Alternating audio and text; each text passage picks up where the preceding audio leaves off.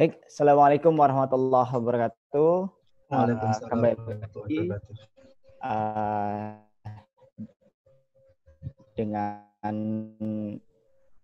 ngobim ya, ngobrol bareng ngabuburit bareng intelektual muslim bersama komunitas literasi Islam. Alhamdulillah, sekarang kita sudah masuk edisi yang ke-17 ya. Tanpa terasa kita sudah masuk.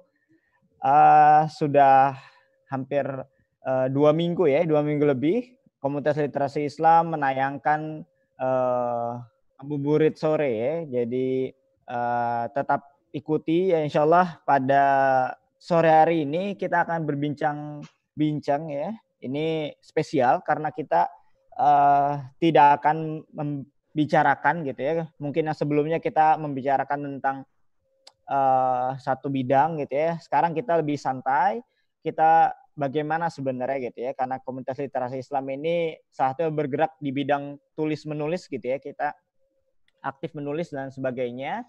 Nah, kita akan bertanya-tanya kepada narasumber kita tentang dunia tulis menulis. Nah, ini spesial karena beliau ini memiliki banyak pengalaman di bidang tulis menulis ya, baik yang umum gitu ya, artinya seperti kali ini kita menulis untuk berbagi informasi gitu ya, dan juga di bidang risetnya gitu, karena kebetulan beliau salah satu dosen juga gitu ya.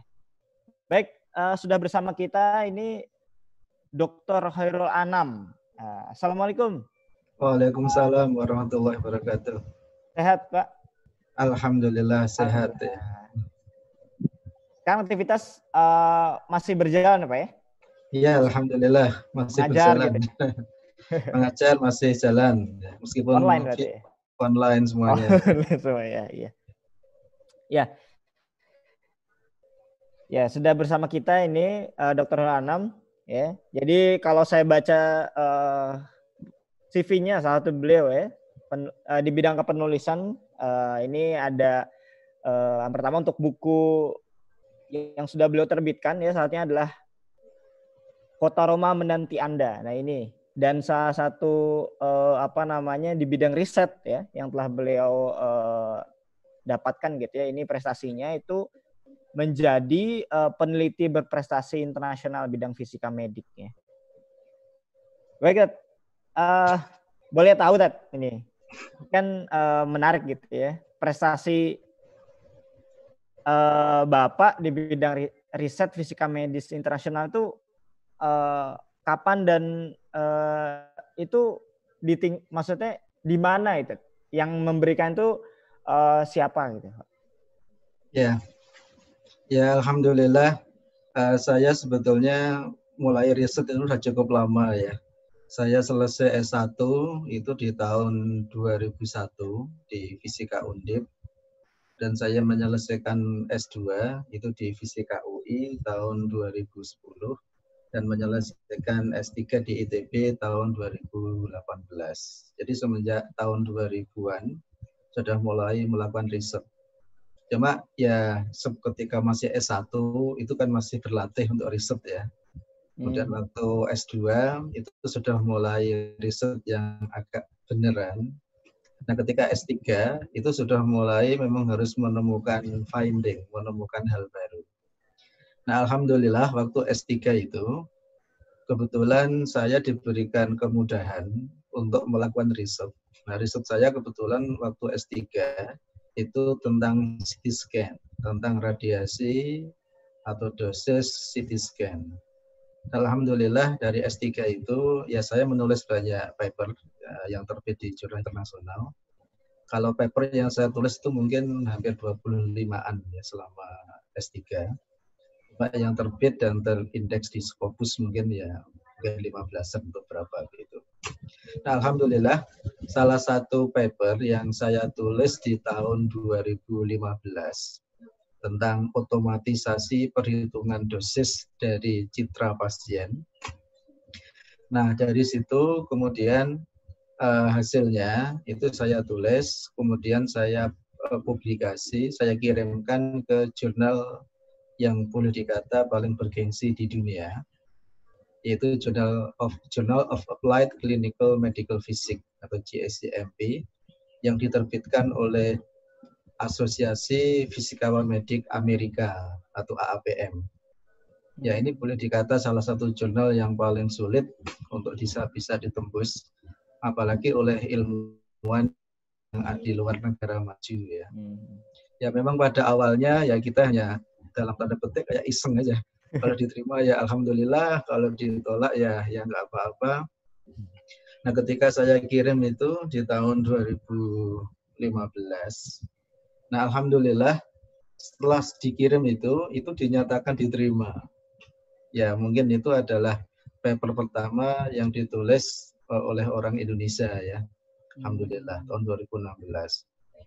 Nah kemudian saya tidak tahu, kemudian waktu berjalan, kira-kira di pertengahan tahun 2017 itu dapat email dari AAPM yang intinya bahwa paper tersebut itu dianggap sebagai the best imaging article in 2016. Nah seperti itu. Jadi itu dinyatakan sebagai paper terbaik dalam bidang medical imaging di tahun 2016 oleh AAPM. Nah, AAPM sendiri itu adalah Asosiasi Fisikomedik Amerika, tapi sebetulnya anggotanya bukan hanya orang Amerika, anggotanya dari seluruh dunia. Di sana ada kira-kira sekitar 8.000 ilmuwan di sana ya. Kira seperti itu.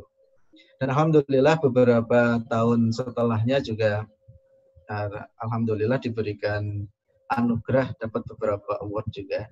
Jadi kayak tahun ini alhamdulillah dapat penghargaan sebagai outstanding reviewer dari jurnal Biomedical Physics and Engineering Express.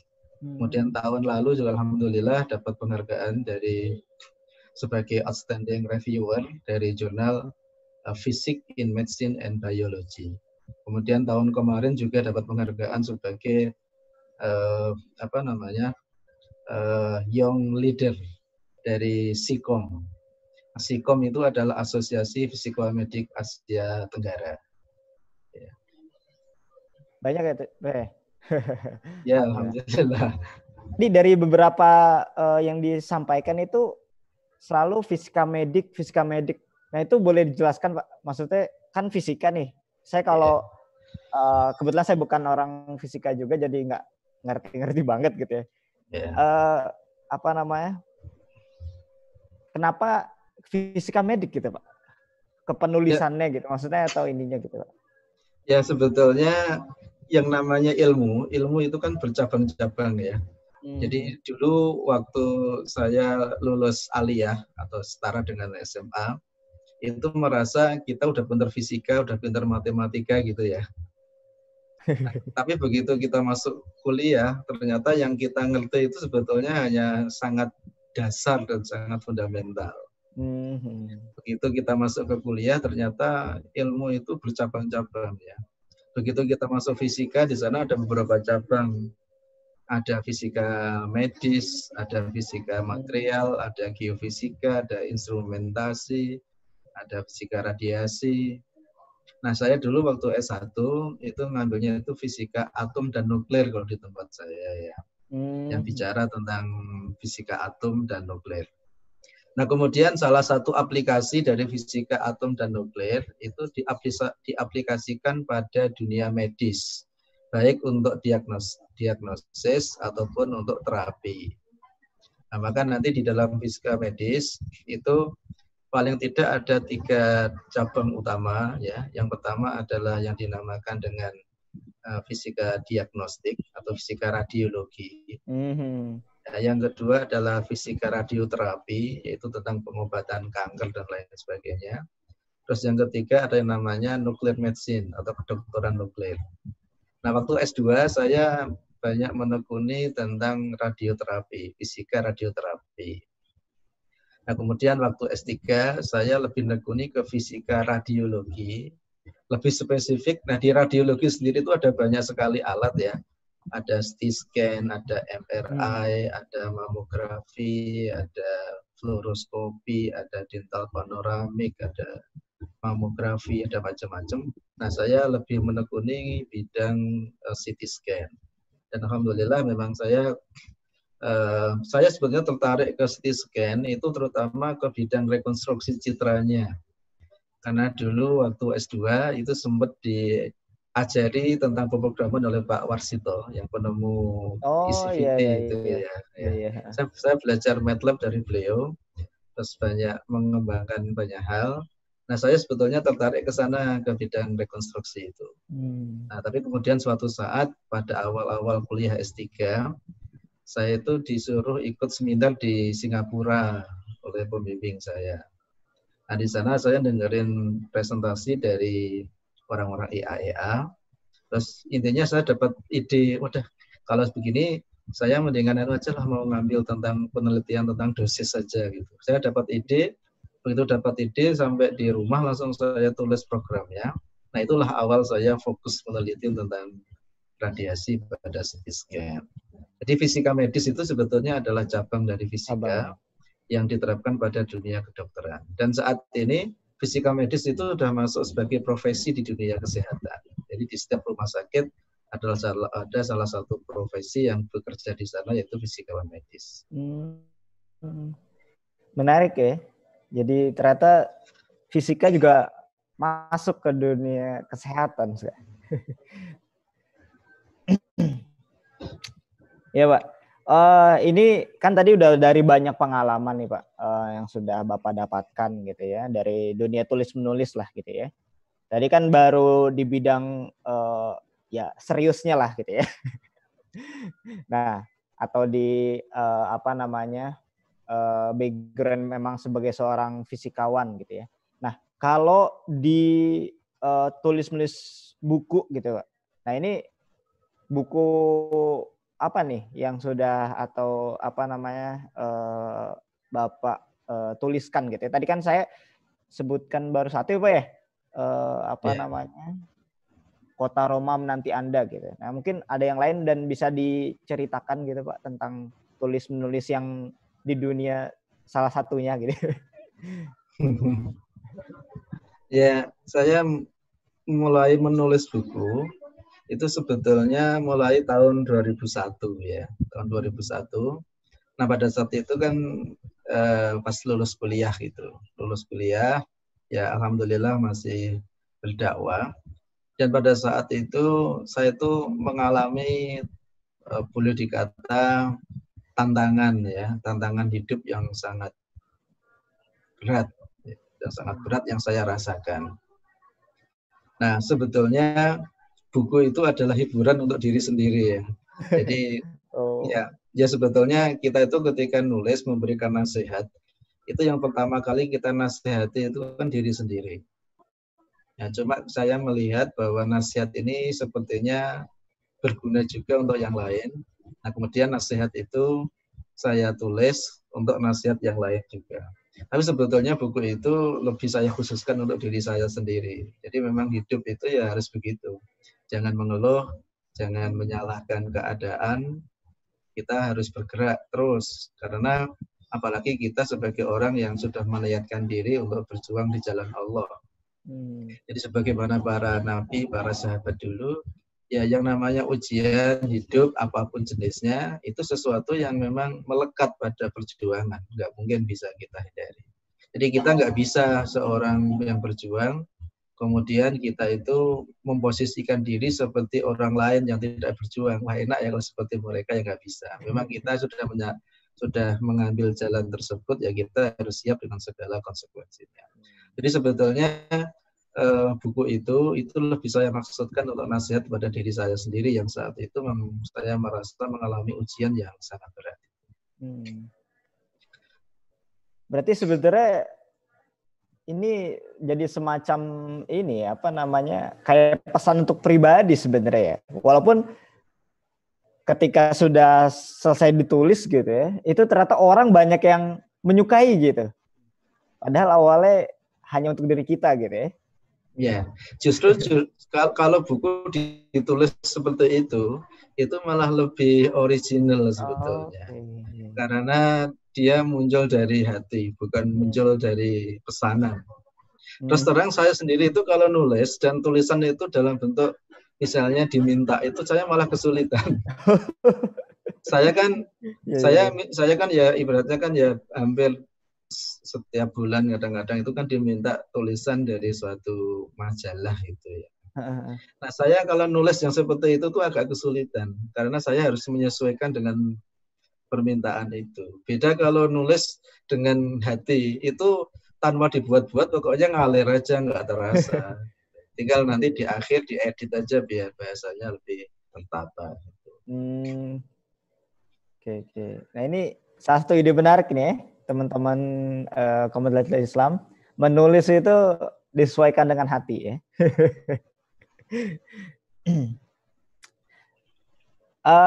Mungkin ada tips Pak nih dalam apa namanya dunia tulis menulis nih. Ini dari Pak Hairul Anam nih.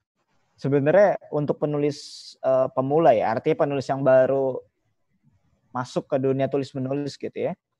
Nah ini sebenarnya ada gak sih kayak semacam latihan misalkan kita harus menulis terus setiap hari satu tulisan misalkan gitu. Itu ada gak sih Pak semacam itu gitu? Tren ke diri kita gitu. Ya setiap orang mungkin memiliki style yang beda-beda ya. Cuma kalau saya saran ke orang itu begini, kalau memang Anda itu pengen nulis, ya sudah tulis saja. Nanti jangan berpikir itu bagus atau jelek ya. Oh iya, iya. Hampir tidak ada tulisan yang pertama kali ditulis bagus, tidak ada. Pokoknya kalau mau nulis, tulis saja dulu. Pokoknya jangan diperbaiki dulu sebelum sampai titik selesai. Nah, pokoknya tulis saja semua ide yang ada di benak kita sampai selesai. Nah, begitu nanti selesai, nanti baru diedit. Kalau di tengah-tengah kita itu ngedit, apalagi baru paragraf pertama udah kita edit yang nggak jadi-jadi. Nah, pokoknya kalau apa yang pokoknya seperti orang ngomong aja. Kalau orang ngomong, pokoknya ngomong aja. Iya, iya. Nah, nanti kalau udah selesai, kira-kira sudah cukup, dan nanti baru diedit. Jadi jangan berpikir ini bagus atau jelek, jangan berpikir ini urut atau nggak usah mikir kayak gitu dulu. Pokoknya nulis saja dulu. Ya. Oke, nah ini ada tips tambahan nih buat teman-teman komunitas dari literasi Islam ya dari Pak Hairul Anam nih. Tulis dan sampai selesai gitu ya, jangan dicek dulu ya. Nanti di akhir baru ngecek. Baru ngecek gitu ya. Nah, kalau ngecek memang nggak cukup sekali ya. Termasuk tulisan-tulisan ilmiah juga kayak begitu. Oh, saya sama. Jadi kalau kita itu paragraf pertama udah dicek ya nggak jadi-jadi. Mungkin sebulan 2 bulan nggak selesai. Makanya saya sering bilang ke mahasiswa itu, pokoknya kamu kalau tulis, pokoknya tulis aja apa yang ada di pikiran Anda, pokoknya ditulis. Dan nanti di akhir baru kalian cek sampai sebaik-baiknya. Kalau perlu ngeceknya bukan sekali 2 kali, 20-30 kali. Nah, nanti ketika udah dicek sekian kali, nanti kirim ke saya gitu. Nanti saya akan coba melihat sudah benar atau enggak, udah runut atau enggak. Dan umumnya tulisan ilmiah yang dipublikasi di jurnal mahasiswa saya itu rata-rata saya ngoreksi. Jadi pulang balik itu mungkin antara 7 sampai 10 kali. Untuk setelah itu nanti baru siap untuk disubmit ke jurnal. Itu pun nanti dari jurnal juga masih dicek banyak sekali para reviewer juga gitu. Sehingga ketika kita melihat jurnal, ketika kita melihat kok tulisannya bagus, tidak ada yang salah, ya iyalah ya itu dikoreksi oleh puluhan kali gitu ya oleh banyak orang. Jadi nggak bisa sekali langsung jadi, itu nggak bisa. Tapi yang penting konsepnya sudah ada dulu, draftnya sudah ada. Jadi ketika membuat draft itu kita nggak usah khawatir ini bagus atau jelek. Oke. Nah ini. Nah kalau boleh tahu nih Pak, biasanya nih Pak Hairul Anam itu ketika menulis ini waktunya kapan aja gitu? Atau mungkin punya waktu khusus gitu ya? Entah itu habis subuh atau apa gitu. Itu ada waktu gak sih Pak? Atau bebas-bebas aja gitu? Ya, setiap orang punya style beda-beda ya. Kalau saya itu ketika nulis itu yang penting pas punya ide. Terus Oke. pas punya ide, saya langsung saya tulis. Termasuk dalam penelitian juga begitu. Jadi Hmm. kadang-kadang ide itu kan kita tidak pernah tahu datangnya itu kapan. Iya, iya. Kadang-kadang kita lagi buang air besar, Iya. kadang-kadang kita lagi nunggu kereta, kadang-kadang kita lagi ngobrol dengan orang dapat Hmm. ide. Nah, kalau saya itu begitu dapat ide, apalagi tentang penelitian ya, Hmm. itu langsung saya tulis judulnya paling enggak di laptop, paling enggak judulnya dulu.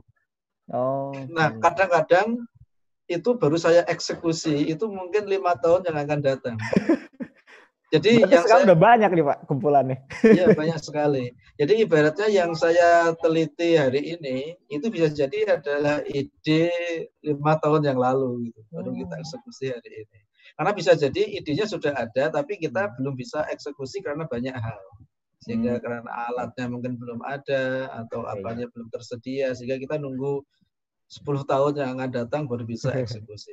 Makanya yang paling penting kalau saya itu begitu ada ide, itu langsung saya tulis. Makanya saya sendiri itu ketika nulis, apalagi yang model-model tulisan lepas gitu ya, Iya, iya. itu rata-rata memang saya nulisnya itu sekali duduk.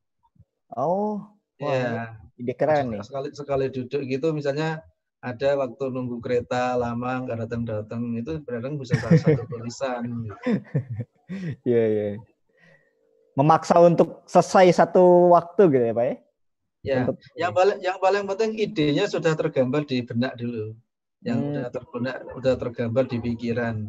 Hmm. Nah, kalau udah kayak begitu tinggal ngalir aja sebetulnya. Ya Nah ini seperti kita cerita aja sebetulnya. oke, oke, oke. Nah ini menarik nih. Jadi silakan ya untuk waktu bisa ya ini menurut Pak Har Anam ya ini dari beliau ya. Ketika ide datang ya ini segera dituliskan gitu. Minimal judulnya dulu gitu ya. Sama sekali apa namanya ketika membereskan itu sekali duduk artinya nggak dipotong tengah-tengah gitu ya. Nah ini apa namanya tips menarik yang selanjutnya ya dari Pak Hairul Anam ya. Nah ini Pak, ini kalau penulis pemula ini sering merasakan tidak pede ya ketika tulisannya itu ya minimal di-share di media sosialnya lah gitu ya. Sekarang kita lebih mudah gitu ya. Nah ini sebenarnya apa namanya ya? Cara mengatasinya gimana nih Pak? Maksudnya kadang orang takut jadi nggak jadi dikirim gitu kan dan lain sebagainya gitu ya. Ini gimana nih Pak? Jadi tidak pede itu hal yang wajar ya. Semua orang alami hal yang sama. Iya, iya. Nah, hal yang sama. Apalagi kalau kita pemula. Memang ada baiknya, apalagi kalau itu tentang konten pemikiran dan tentang konten saintifik ya. Kalau Hmm. cerita sih, kalau cerita mungkin bisa hanya kita cek bahasanya. Tapi kalau itu berkaitan dengan pemikiran, berkaitan dengan tema-tema saintifik, itu memang kita kalau perlu, itu kita ada teman atau ada orang yang kita minta untuk melakukan pengecekan. Artinya Hmm. secara substansi itu sudah benar atau tidak gitu. Hmm. Kalau tidak ya kita minta masukannya. Jadi sebetulnya dalam dunia ilmu pengetahuan atau dalam dunia penulisan apapun itu saling koreksi itu hal yang umum dan bahkan itulah yang terjadi di dunia ilmu pengetahuan. Kalau Hmm. kita lihat misalnya Syekh Taki sendiri ketika nulis kitab itu kan tidak langsung jadi ya. Artinya Iya, begitu iya. jadi beliau kirim ke para ulama untuk dikoreksi. Ada masukan atau tidak, Hmm. masukan dari aspek bahasa, masukan dari sisi substansi. Hmm. Nanti ketika dipandang sudah bagus, sudah oke, nah nanti baru dipublikasi. Nah kalau sekarang lebih enak karena ada media sosial sehingga bisa kita tulis di sana. Bahkan kalau mau yang lebih gampang itu malah kita nulis, dipublikasi di media sosial, tulis di media sosial terus. Nanti kalau sudah banyak tinggal jadiin buku gitu, tinggal diedit Oh. aja. Iya, iya, iya. Kayak buku saya yang kedua dan ketiga itu modelnya kayak gitu juga. Oh, itu kumpulan dari Iya, menarik, menarik ya. ini bunga rampai sebetulnya ya. Oh, iya, iya. Jadi kita punya ide, kita tulis, Hmm. kemudian kita nanti dari situ kan juga dapat kritik, dapat masukan. Ya memang kita harus siap dikritik, siap diberi masukan dan lain sebagainya. Itu hal Jangan yang baper ya, Pak normal, ya. hal yang wajar. Ya, biasa. Jadi apalagi makanya saya itu banyak belajar dari dunia ilmu pengetahuan, belajar tentang objektivitas, belajar tentang menerima kritik. Jadi kalau kita nulis tulisan ilmiah, itu kadang-kadang riset yang kita lakukan itu bisa memakan waktu 1 tahun. Kemudian penulisannya untuk siap dikirim ke jurnal itu bisa memakan waktu 1/2 tahun. Kemudian proses review di jurnal itu bisa memakan waktu 1/2 tahun.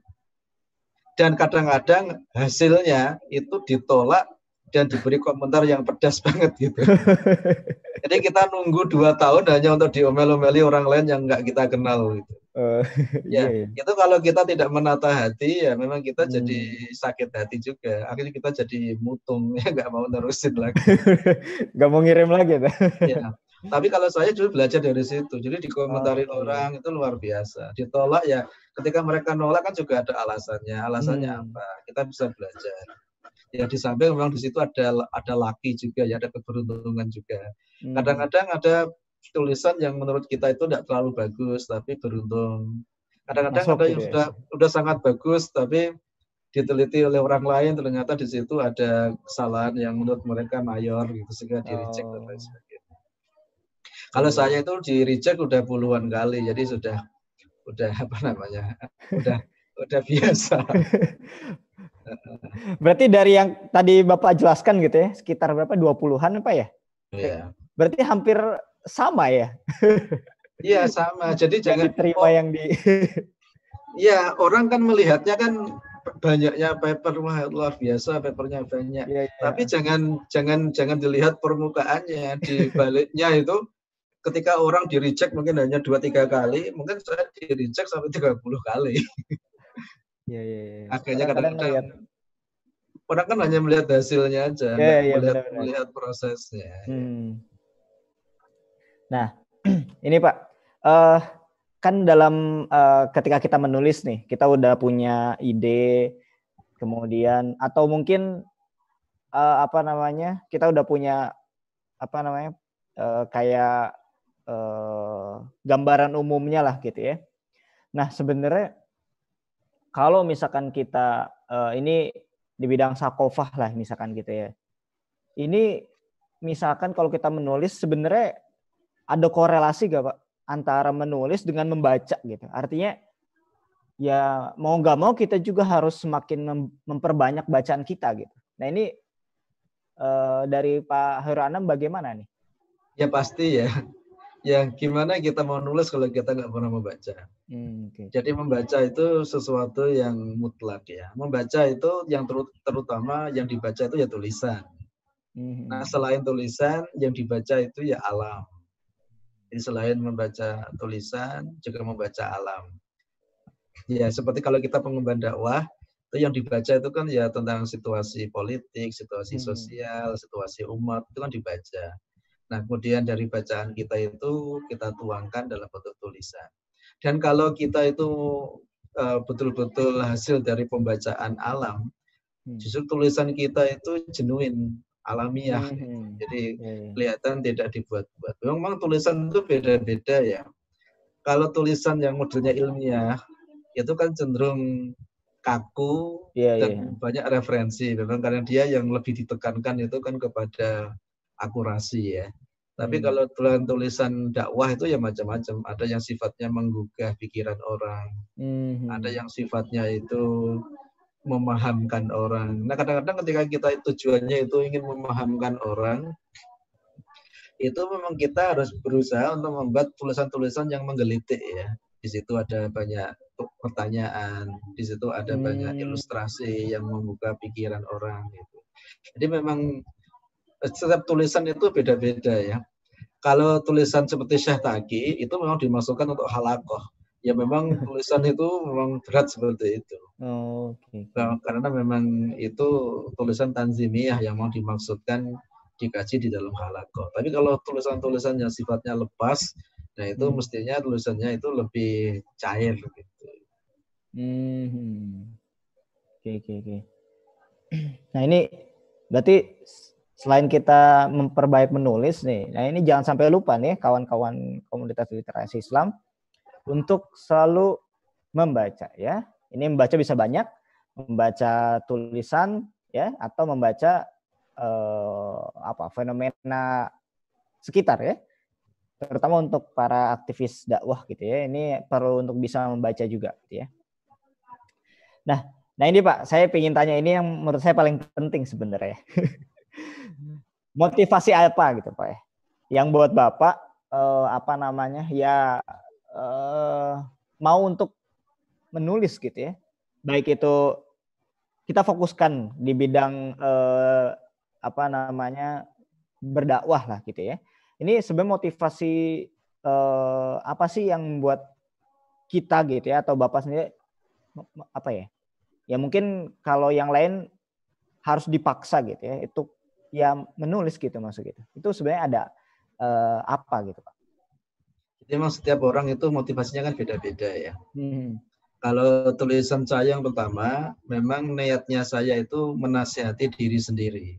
Nah, karena saya menghadapi ujian yang berat, saya harus menasihati diri saya dan spesifik ya kasusnya ya. Makanya di situ saya tulis sendiri untuk menasihati diri saya. Dan saya yakin bahwa ujian itu bukan hanya pada saat itu. Ujian ini akan terus berjalan terus sampai akhir hayat nanti.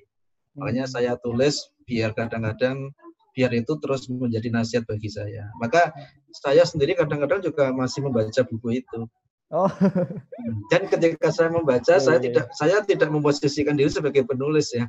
Saya memposisikan diri sebagai orang yang membaca hal itu. Kemudian setelah saya tulis, saya lihat kok kayaknya ini bermanfaat bagi saudara-saudara saya. Nah kemudian akhirnya di situ pada saat itu saya sampaikan ke teman, terus akhirnya dicetak pada saat itu. Ya, alhamdulillah itu cetakan udah beberapa kali ya. Tidak tahu sekarang udah cetakan yang keberapa itu yang buku Kota Roma Menanti Anda itu. Kemudian kalau yang kedua, memang motivasinya agak beda. Kalau yang kedua itu saya melihat banyak orang salah paham tentang Islam. Banyak orang salah paham tentang konsep Islam. Sementara saya melihat buku-buku yang menjelaskan sebetulnya sudah sangat banyak. Cuma buku-buku itu untuk membacanya kita butuh berpikir yang serius, ibaratnya itu butuh mengernyitkan dahi lah ibaratnya begitu. Dan saya berpikir kenapa saya tidak menuliskan masalah-masalah ini dengan bahasa yang biasa aja yang bisa dipahami oleh orang awam. Nah itu buku yang kedua dan yang ketiga itu seperti itu.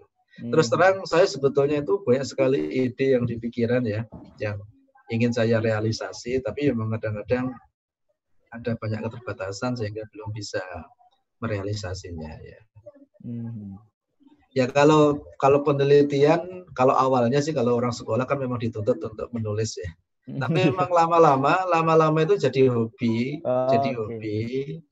Kemudian kalau kita sebagai orang yang beriman, ya menulis itu bagian dari amal soleh kita ya, sehingga tulisan kita itu bisa dibaca banyak orang, bisa diambil manfaat dari banyak orang, di orang yang awalnya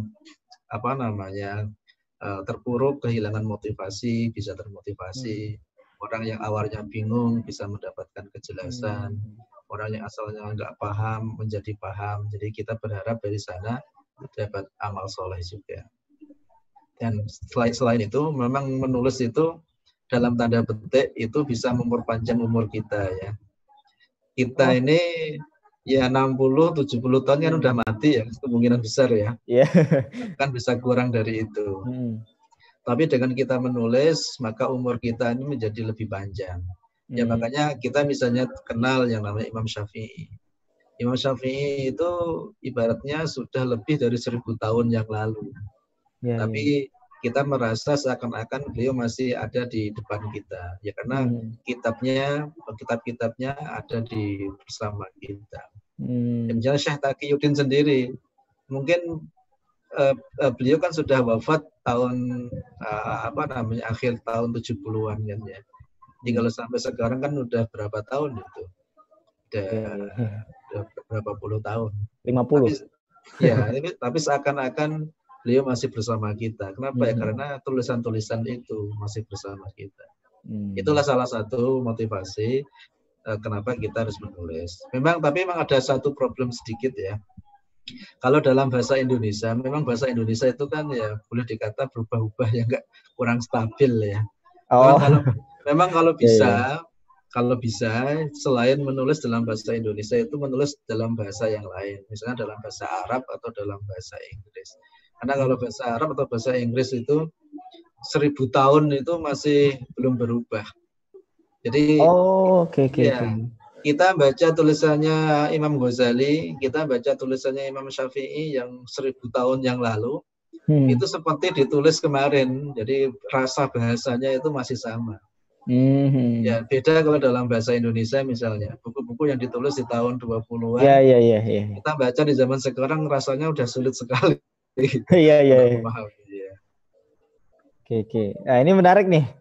Jadi buat teman-teman pemirsa KLI ya, ini selain menulis di bahasa atau menggunakan bahasa Indonesia, ini ditantang oleh beliau ya. Kita coba menulis ya, ini dengan bahasa Arab ya, dan bahasa Inggris. Ini biar tetap bisa kebaca gitu, karena ya emang iya sih. Saya pernah baca juga sih Pak, buku-buku yang tahun 60-an itu ya sulit bacanya gitu. Nah ini Pak, tentang buku nih Pak, menurut Bapak dengan semakin berkembangnya teknologi, media sosial, kemudian sekarang serba online gitu ya. Ini sebenarnya buku ya, maksudnya buku ya, itu masihkah menjadi sarana yang tepat untuk menyampaikan ide atau pandangan ya, terutama bagi aktivis Muslim nih maksudnya. Artinya masih pentingkah atau ya udah semuanya jadi YouTuber aja gitu, atau yang lainnya gitu. Nah ini menurut Pak Khairul Anam nih bagaimana nih Pak? Jadi semua itu memiliki porsi sendiri-sendiri ya. Kalau memang kita berbicara dengan orang awam, memang lebih enak kalau langsung via lesan seperti ini ya. Nah, tetapi penjelasan secara lesan seperti ini itu sangat terbatas. Nah, ketika orang itu sudah terbuka, kadang-kadang orang itu ingin mendapatkan penjelasan yang lebih mendalam. Nah, penjelasan yang lebih mendalam itu adanya memang hanya di buku, bukan di lesan, bukan di seperti ini. Buku itu ya makanya sangat-sangat dibutuhkan. Itu kalau buku yang komprehensif ya. Nah, kemudian kalau kita lihat di media sosial sendiri, itu kan juga memang kadang-kadang kita juga perlu tulisan-tulisan. Ya selain memang ada YouTube dalam bentuk video, dalam bentuk audio dan lain sebagainya. Jadi kalau memang urusan dakwah itu memang semua lini memang kalau bisa memang harus ditempuh. Ya video ya dikerjakan yang sebaik-baiknya. Kemudian yang audio juga dibuat yang sebaik-baiknya. Tulisan juga disiapkan yang sebaik-baiknya. Tulisan pun kalau bisa dari berbagai macam genre, berbagai macam pendekatan. Karena memang kalau kita lihat umat kita ini kan macam-macam. Kalau kita misalnya dakwah di kalangan ulama itu kalau mendengar seperti ini, mereka itu ya menganggap angin lalu ya. Mereka itu baru menganggap yang namanya kajian itu kalau udah memegang kitab gitu. Itu baru yang namanya kajian. Kalau seperti kajian-kajian umum itu ibaratnya itu hiburan aja, bukan kajian dalam makna yang sebenarnya. Jadi memang levelnya orang itu beda-beda dan ya? dalam dakwah memang semuanya harus kita siapkan. Berarti kita nyiapin untuk segala macam jenis gitu ya, jenis orang gitu ya. Biar sampai lah intinya gitu ya, ide-idenya gitu ya. Nah ini Pak, saya ingin tanyakan juga, sebenarnya ada nggak sih bedanya antara menulis di bidang riset, mungkin ini dari segi apa namanya, entah itu kita harus merujuk pada apa dan sebagainya gitu ya. Atau menulis bidang riset dan menulis bebas gitu ya. Artinya misalkan kita artikel-artikel pas gitu ya. Sebenarnya bedanya dalam segi apa namanya, entah effort yang diberikan gitu ya. Itu apa sih bedanya gitu Pak? Dari Ya, pengalaman Bapak. jadi ada persamaannya, ada bedanya ya. Oke. Ya, yang persamaannya sama-sama harus ditulis dan dalam bentuk tulisan ya. Iya. Terus tujuannya beda. Kalau tulisan ilmiah, apalagi kalau jurnal itu, memang tujuannya itu kan kita memaparkan hal yang baru yang kita teliti dengan pendekatan-pendekatan ilmiah. Sehingga memang bahasanya itu betul-betul bahasa ilmiah. Setiap pernyataan yang kita tampilkan itu harus dilengkapi dengan sitasi, dengan rujukan yang dapat dipertanggungjawabkan. Rujukannya juga nggak boleh dari koran, nggak boleh dari YouTube, nggak boleh bahkan dari buku aja itu dihindari. Rujukannya itu ya dari jurnalnya pun hanya dari jurnal-jurnal yang bereputasi. Jadi jurnal-jurnal internasional yang bereputasi. Jadi kalau di situ ada banyak referensi yang dari yang nggak jelas itu udah pasti dicoret karena akurasinya tidak bisa dipertanggungjawabkan. Sehingga memang untuk nulis tulisan yang seperti itu butuh effort yang luar biasa beratnya. Makanya rata-rata anak S3 kuliah 3 sampai 4 5 tahun itu umumnya mereka hanya bisa menghasilkan satu paper ilmiah. Itu pun menjadi kendala mereka. Jadi bisa dikata kuliah 3 tahun menghasilkan satu. karena memang berat di situ ya. Nah, beda kalau tulisan-tulisan yang sifatnya populer, yang memang niatnya itu ingin menggugah perasaan orang. Niatnya itu ingin menggugah pikiran orang. Niatnya itu ingin mengubah sikap orang. Sehingga bahasanya itu memang berbeda. Jadi bahasanya kadang-kadang perlu lebih puitis, kadang-kadang kita perlu personifikasi, kadang-kadang perlu memuji, kadang-kadang kita perlu meledek, kadang-kadang sehingga memang bahasanya cenderung gaduh-gaduh gitu. Karena memang tujuannya memang dibuat seperti itu. Nah, beda kalau ilmiah yang memang dia memang membacanya itu betul-betul orang yang ingin mendapatkan kejelasan ilmiah. Yang baca para pakar di bidangnya ya. Tapi kalau tulisan umum kan memang ditulis untuk masyarakat umum tanpa membedakan latar belakang akademik mereka. Jadi memang nulisnya harus beda. Kalau kita nulisnya sama ya nggak dibaca orang. Nah ini ya. Ada perbedaan ternyata persamaan dan perbedaan antara menulis populer ya dengan menulis di bidang riset lah. Nah, satu lagi deh Pak. Ini apa namanya yang hubungannya dengan seorang Muslim ya, terutama aktivis Muslim ya dakwah. Sebenarnya penting nggak sih atau mungkin tergantung gitu ya menurut Bapak ya. Seorang aktivis Muslim ini memiliki keahlian dalam tulis menulis lah gitu ya. Ini saat ini dengan kondisi saat ini bagaimana nih Pak? Jadi di dalam suasana dakwah seperti ini, dalam dakwah ini kita itu menuntut semua keahlian. Semua keahlian. Dan keahlian itu harus betul-betul ditunaikan. Jadi bukan hanya ahli. Karena banyak orang yang ahli tapi diam saja. Tapi kayak keahlian kita harus betul-betul kita curahkan gitu ya. Memang kita butuh orang yang bisa berdiplomasi dengan sangat baik. Kita butuh orang yang bisa bernegosiasi dengan baik. Kita butuh para orator-orator ulum yang bisa menyadarkan masyarakat dengan ceramah-ceramah yang memukau. Kita butuh penjelasan-penjelasan ilmiah sehingga orang-orang yang dalam tanda petik lebih mendekatkan pendekatan ilmiah itu tercerahkan pikirannya. Kita juga butuh tulisan-tulisan yang dalam spektrum yang sangat luas. Ya, baik untuk kalangan awam ataupun untuk kalangan umum yang akhirnya membuka pikiran mereka. Ya, kita butuh para YouTuber juga ya. Kita butuh para wirausahawan yang akan mendukung dakwah.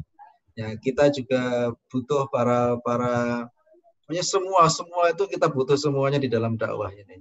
Maka kadang-kadang saya itu terenyuh kalau melihat para aktivis dakwah itu ya. Kalau yang penceramah, yang tampil di panggung mungkin kinerja mereka tampak orang ya. Penulis mungkin tulisannya di situ ada namanya dia. Kadang-kadang ada orang yang kerjanya itu hanya nempel pamflet. Kadang-kadang sampai hujan-hujan. Ada orang itu kerjanya hanya ngurusi snack, hanya ngurusi apa.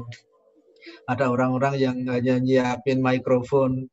Tapi tanpa mereka dakwah ini nggak bisa jalan. Jadi mereka itu kalau saya sebut mungkin seperti Uwais Al-Qarni ya. Mereka itu tidak terkenal di dunia ini, tapi dia terkenal di langit, orang-orang seperti ini. Jadi memang prinsipnya kita butuh semua komponen ini dalam dakwah. Karena kita ingin, karena perubahan ini bukan perubahan satu orang, tapi kita ingin perubahan dunia, perubahan masyarakat. Jadi dan masyarakat itu sangat heterogen, pendidikannya mulai dari yang paling rendah sampai yang paling tinggi, tingkat sosialnya juga sama, kecerdasannya sama. Itu kita semuanya butuh semuanya. Jadi kita memang tidak ada yang lebih tinggi, tidak ada yang lebih rendah. Semua itu saling berkontribusi sesuai dengan posisinya masing-masing. Iya. Ini menarik nih. Ya. Jadi buat teman-teman KLI ya, walaupun kita di komunitas literasi Islam kita sering mencanangkan ya sebenarnya gitu ya tentang literasi, menulis, membaca gitu ya. Tapi sebenarnya ini bukan berarti memfokuskan atau menomorsatukan gitu ya. Tidak, tapi ini adalah mendorong di bidang itu gitu ya. Mangga gitu ya. Sebenarnya kita juga kalau teman-teman komunitas Islam juga mau mengirimkan gitu ya. Karena kita juga nerima selain tulisan juga nerima bentuk yang lainnya gitu ya. Jadi silakan gitu. Nah, ini kita sama-sama berkontribusi dengan kemampuan kita gitu ya. Ya baik itu yang YouTuber mungkin ya gitu ya, yang suara, bahkan tadi Pak Khairul Anam ini menyampaikan orang-orang yang mungkin tidak nampak ya di maksudnya saat ini gitu ya, tapi jasa mereka sangat besar dalam dakwah juga gitu ya. Sebagai seorang muslim mereka berkontribusi ya. Nah, ini ternyata juga tidak bisa kita anggap remeh atau bahkan ya harus tetap kita ingat gitu ya. Baik, Pak Khairul Anam, alhamdulillah kita sudah sampai di penghujung acara. Mungkin terakhir ini dari Bapak ada satu atau closing statement lah ya untuk para pemeriksa komunitas literasi Islam ini terkait ya mungkin ini bagi orang-orang yang ingin fokus gitu ya di bidang tulis menulis atau tertarik gitu ya, mungkin ini ada semacam wejangan gitu ya dari Bapak untuk kami, saya juga ini kebetulan gitu ya. Mangga Pak. Ya, jadi teman-teman yang ingin nulis, bagi yang ingin nulis maka tulislah tulisan itu dengan sebaik-baiknya. Itu adalah amal soleh yang akan kita pertanggungjawabkan, yang akan kita persembahkan kepada Allah Subhanahu wa Ta'ala.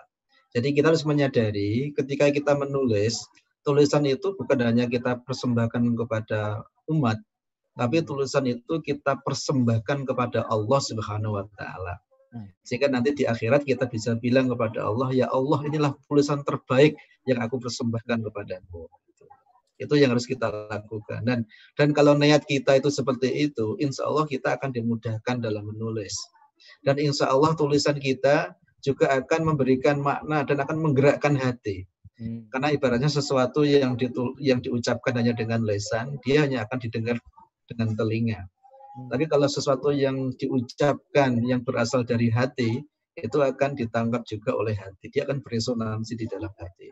Jadi memang niat kita itu harus kita buat ya betul-betul tulus karena Allah. Terus yang kedua, karena ini kita lakukan karena Allah, mestinya kita itu melakukannya yang terbaik. Ya, terbaik, ya kita cari ide yang paling baik, kita cari kata-kata yang paling menggugah, kita cari kata-kata yang paling inspiring, paling menginspirasi. Ya. Ya, tapi yang penting pertama tulis dulu aja, tulis dulu. Nanti ketika udah jadi ini baru diedit, buat yang terbaik karena kita persembahkan kepada Allah Subhanahu wa taala. Dan yakinlah bahwa tulisan itu akan diterima oleh Allah sebagai amal soleh dan insya Allah tulisan itu juga akan memperpanjang umur kita dan jadi amal jariah kita.